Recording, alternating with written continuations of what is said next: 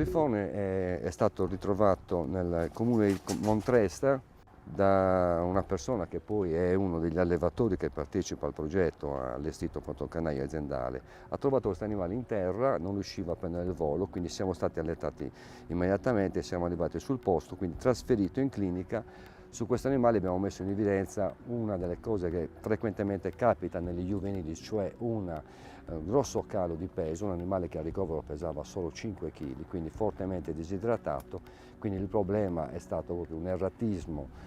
marcato dopo l'involo e quindi incapacità di alimentazione, una situazione quindi di ipoglicemica marcata che ha indebolito l'animale e quindi ne ha determinato il ricovero. È arrivato in clinica, è stato stabilizzato, reidratato, pian pianino ha ripreso la sua alimentazione e oggi, a 4 mesi di distanza dal ritrovamento, lo possiamo reinserire in natura.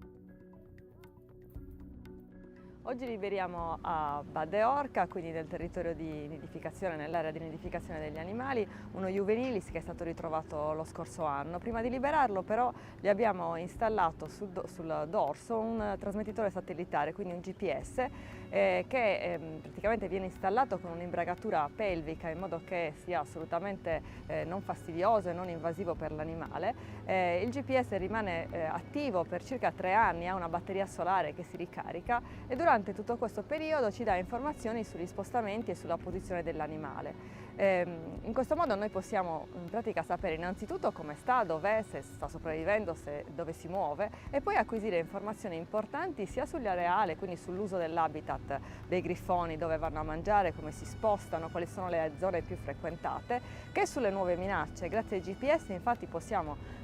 stabilire se ci sono minacce e quali sono anche le principali cause di morte. Questo ci ha consentito negli anni di direzionare meglio anche le azioni concrete di conservazione e di management del loro habitat.